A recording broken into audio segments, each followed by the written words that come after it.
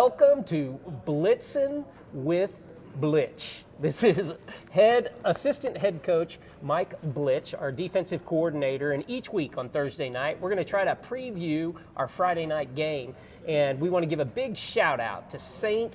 Benedict's Church. They're housing the team meal each Thursday night, and St. Benedict's has a carnival coming up October 5th. With my 6 kids, my wife and I, we loved this carnival for years and years and years. It's the 67th annual St. Benedict's Carnival. It'll be right here on the corner of Lake Road or Benedict Street in Kickapoo. Real easy to find from 9 a.m. all the way until 5 p.m. Kids games, adult games, bingos, cakes walks, petting zoo, pony rides, inflatables, even a beer garden entertainment stage, breakfast available between 9 and 10. A lot going on. Most people love Grandma's Attic. Get here early. It's the best garage sale of the year. They fill this whole place with stuff. Coach Blitch, I'm telling you, you need to come by 8 o'clock, be in this gym. Check it out. Yes, I got 35 Louis L'Amour leather-bound books at one of these carnivals. It's awesome. Best Western rider of all time. And Coach Blitch, this was actually your idea, to have a team meal each Thursday night before the game. Talk a little bit about that and the importance of the team coming together. It's just a big thing that kind of done a lot of stops we've been at, just having that camaraderie with the teammates, going through and just kind of break bread together. Like I said, St. Benedict's been gracious enough to host us here tonight and just let us come wine and dine, get a good message usually out of that, and just let them come together. That's the biggest thing, is just bringing those boys together outside of the lines, to be a family about things. Just make sure they're all on the same page and just share life outside of football. Yes, and St. Benedict's providing the meals tonight. Next week we have the U.S. Army National Guard providing a meal. If your company or your family would like to provide a meal, come on in and cook it or deliver it. We will always take support for the Shawnee football team if that's something that you would like to do. Coach Blitch, tomorrow night, our opponent, the PC North Panthers. Yes, sir. What do we know about them? Pretty tough squad right now. Looking at it, their quarterback, Mason Jones, number 6, he's going to be, I think, a first-year starter here this year, but just the film we've seen and watching him, he can run the ball pretty well. He's got a good arm, pretty tough out there, the way he's moving around. Him and the running back, number 4, going to be some key players. Number 3, I'm sorry, number 4 is their slot receiver. Some key players we got to stop heading tomorrow. They're coming off decent season last year. They're 5-6. I think they made the postseason. Coming in, they had a really big half game for them this past week. They beat Stillwater, their half game. Beat them 19-13. They just won the 6A2 championship 2 years ago. So they're riding high right now. It's going to be somebody we have to get out early, compete with, let them know we mean business. It's a battle. It is a battle, and you're already in a battle of attrition. We talked during the coaches show a day or two ago about how deep we were getting, and we're already having to step into that depth. Yeah, fortunately right now it's been a war of attrition. Early in the season, all 4 of our starting linebackers are out. So it's been a big thing right now. We have a lot of guys stepping up. Toby Gray's going to be back on defense a little bit. We kind of transitioned him more of a full-time role this year, receiver and tight end. We thought offensively, but for tomorrow night, he's going to be back playing a little bit of will linebacker for us. We've got some other guys filling in. Nolan Ward, sophomore, senior. Dawson McDaniel's going to step in there for us. Got some other guys, DeMario Joyner, and those guys are going to fill in some different roles. And Kevin Tyner is going to be a big player. He's got to fill in for our Rob backer, Rob safety, kind of our hybrid guy. So we've got a lot of guys that are stepping up in big shoes tomorrow night, making sure we can fly around and execute at a high level. So that's going to be the biggest thing, is we've been making sure we're on the same page as a unit, so we can carry on with it. So when we talk about their quarterback and their running back, we expect a tough running game, I take it. Yes, sir. Yeah, the running back, he can go. I mean, he's got some wheels on him. We got to make sure we contain the quarterback on scrambles, make sure when they're doing those inside-outside zones and GT action that we make sure we box it at the right times, spill at the right times based on what we've got with our front and our coverage. And we let him loose, I mean, he'll bounce the number sidelines and he'll outrun a few guys. Like, he's fast. Well, from the stands, of course, PC North up about 122nd and Rockwell, right in that area. Come on down there. It's about an hour away, so plan accordingly. The game's going to kick off at 7. So when we're in the stands and we're watching our defense play, besides having an egg on the board, what's going to show us signs of success, Coach? Like you said, just flying around that ball. That was the biggest thing we've been talking about this week is just, preaching the importance of effort. We need to have 11 guys at the ball at all times, just making sure no matter what's going on, we're finding that ball and we're getting to it. We can't have guys being lax in their duties and just, oh, hey, that guy's going to make the tackle. Just preaching the importance of, like, hey, you've got to make the play every single time. You can't rest on your laurels and anticipate somebody else is going to make that tackle. You got to treat every single one like you got to clean it up yourself. We get that mentality, all 11 guys, and they're out there, got that, fire going on, and they're flying around. I think we'll have a pretty good night. I think the biggest thing for us is just see how that defensive line controls the line of scrimmage. Like, that's going to be key for us with the run game they're trying to do, with that quarterback on the scrambles, with his speed and toughness, the way he can elude some rushers. I think that's going to be a big thing for us, is making sure not only do we stop and control the front and the run game, but generate a decent pass rush, having to bring additional 5- and 6-man pressures. Well, we know in Shawnee football, we've developed some linemen to go on to the next level. We have a special lineman, started as a freshman, just a sophomore, but you're really looking for some big things from, as a leader on our team, from Logan Skelton. Talk a little bit about him and the importance of he in the middle. Logan Skelton, I think he's going to be the anchor for us this year. Like, that's the role that, we not only do we need him to be, but that's what I've challenged him with. And I stay on top of him pretty constantly about, like, hey, I need you to be this guy. Like, he's got all the tools in the toolbox now. He's in his sophomore season. I know he's still young, but he takes a major leadership role in this team. He doesn't miss a day ever. He's always here. Like I said, I talked the other day about his strength, and that's the biggest thing. I think the way he comes off that ball is going to be able to reset that line of scrimmage. Is going to be pretty pivotal for us going throughout the season. I think you'll see that starting tomorrow night. First series, when you see him come off that ball, I think you'll see some people going backwards. I know they're going to be hungry. Talk about the guys beside Logan, because behind them, now you're going to have guys who normally would be too deep in the depth chart. Yes, sir. We're going to have a lot of speed on that D line. We were going to anyway this season, but where we're at right now, we're going to have a lot more speed. I think tomorrow night, guys like Keaton Choate, he's 6'3", 235. We got Mario Joyner. He's 6'3", 220. Speed guys will play inside, outside, 5 techs, 3 techs, head up twos, and Nokos Wasana, who was a linebacker early in his career, now playing some defensive end, just a high motor getting after it, and then those linebackers. So our linebackers are pretty stout with Toby Gray. Toby's 6'3". He's 200 pounds, 205. He can move. He plays tight end receiver, going to be playing that inside will backer for us, anchoring down. He's going to really be leading that front group, him and Logan, tomorrow night. He played line for us last year, big-time defensive player. He's going to carry that over. He knows the playbook, going to have to implement and be a signal caller for us tomorrow night. When we signal in, he's going to echo the calls for us. So I think his leadership, along with Logan and some of those other guys, are going to fill in. I think we're going to have a pretty good core. And the secondary, I think we're going to be pretty strong with this season. Well, talk a little bit about that secondary, because, of course, Toby taking over those calling duties. You've got a quarterback back at the back of the defense calling out as well. Yes, sir. Talk about those guys. Number 24, Dace and Dietrich back there playing our 2 safeties, flankering out there on the back end, making sure they can line everybody up. They see it from the back, inside out, and outside in. We've got Lance Williams, I think, again, spoke about him the other day. He's going to be playing that corner role. He's the strongest guy pound for pound on the team. He's a placer in state powerlifting meets this spring. He's playing corner because he's sneaky fast. A lot of guys sleep on his speed, but he's in top 3. They'll argue day and night about who the fastest on the team is. He's a top 3 speed guy on our squad this year.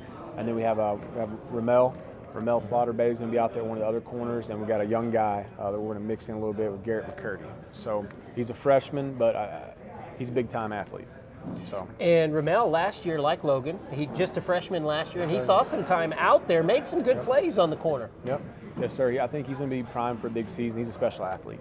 The things he can do on the football field, basketball court, he's just an all-around athlete. Anything he does, he's just exudes athleticism. He's silky smooth the way he moves. And I think he's going to have a big-time year this year, and he's going to get some picks. I think that's the thing he's going to do. So let's flip it now, and let's talk about the PC North defense. What are we going to be looking at their defensive side? I think the big thing, the key for us this week, defensively, is going to be, again, the trenches. I think with we had a pretty sizable offensive line this year. We got 2 6'5", 290 tackles flanking out there. We got 6'3", 260, 275 guards and stuff, a lot of size.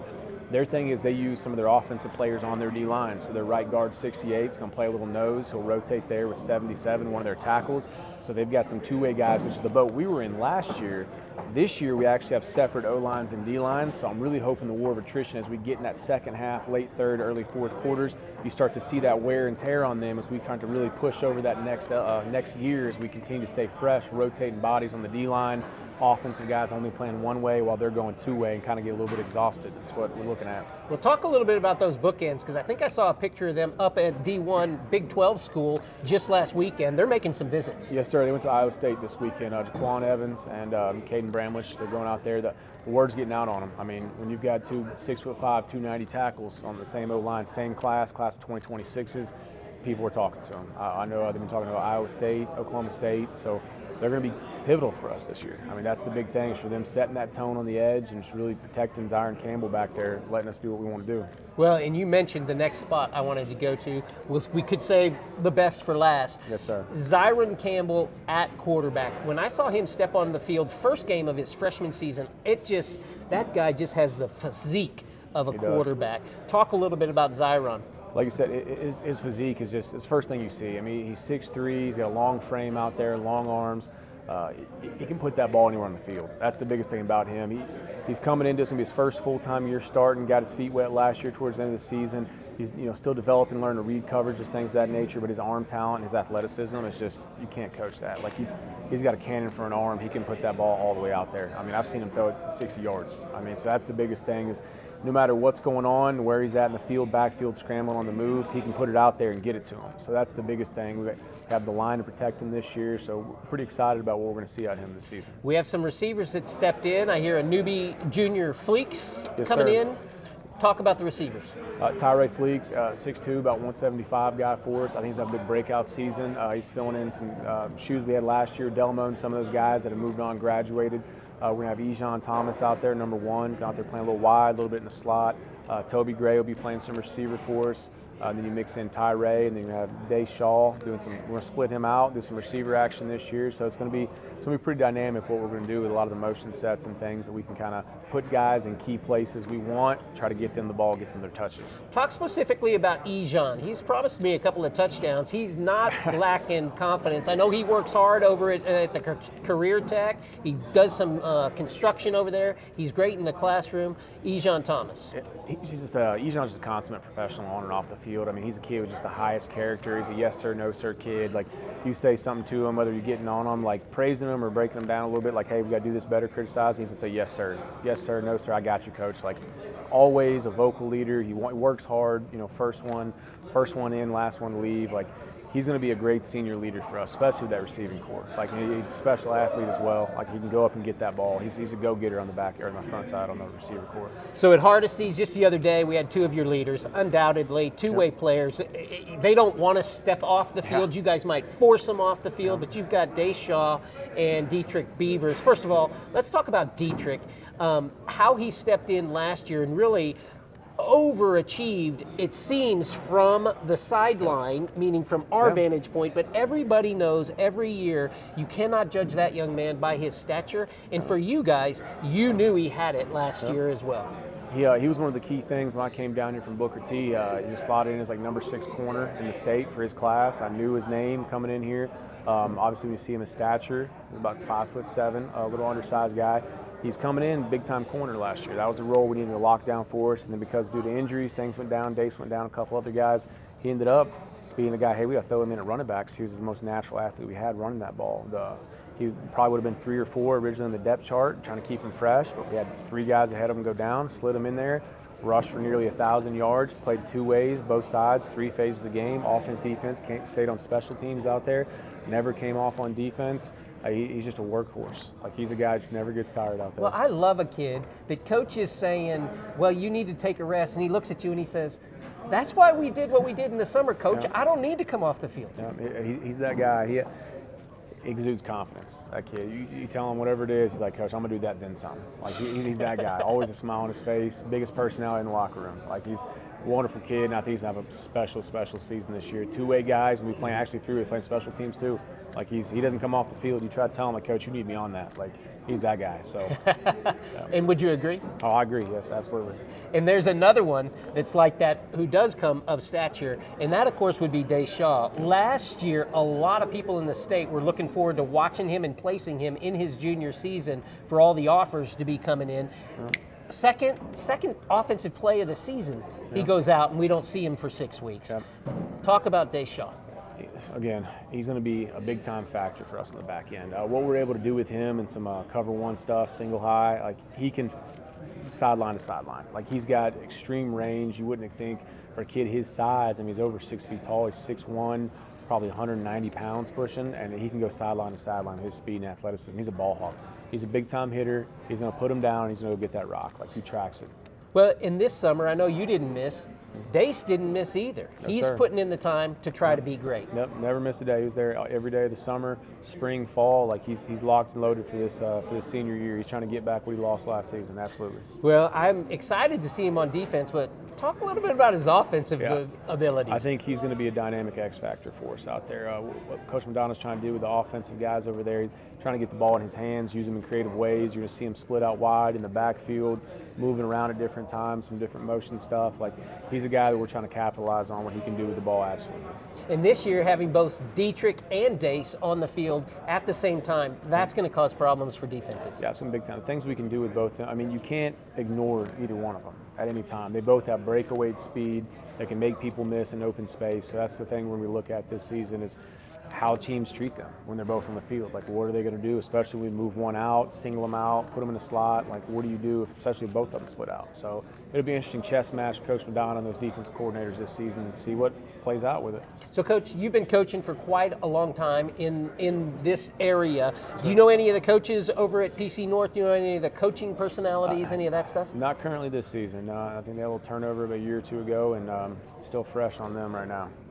Well, we want everybody to come out and support the Wolfpack at PC North. Again, it's off Northwest 122nd and Rockwell, right in that area. New stadium, should be fun facilities, should be a fun night. Yep, it's going to be a great night. Invite everybody out, Coach. Yeah, come on out here. Come on out, definitely support us. It's going to be a good road game for us and get that Wolfpack pride. And the next following week, we're going to be home. Game 1 on the new turf. The kids, they really feel good about what they see happened at Jim Thorpe Stadium. Yep, new turf, new scoreboard, high energy. Whole stadium's getting refurbished out there. It's going to be, I think it's going to be a pretty big crowd. Coach Mike Blitch, thank you for taking time to be with us. Go get you some of that good St. Benedict's food over there. Those guys prepared it fresh for us. Appreciate it. Thank you. Thank you.